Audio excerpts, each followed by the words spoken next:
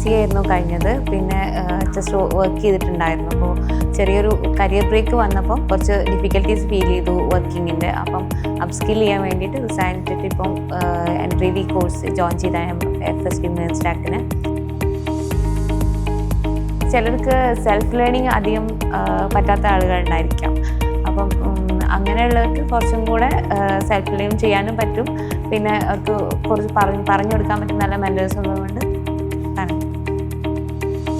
Online ആയതുകൊണ്ട് തന്നെ നമ്മൾ കുറച്ചും കൂടെ നമ്മുടെ ഭാഗത്ത് നിന്ന് എഫോർട്ട് എടുക്കേണ്ടി വരാറുണ്ട്. എന്നാലും മാം നല്ല സപ്പോർട്ടാണ്.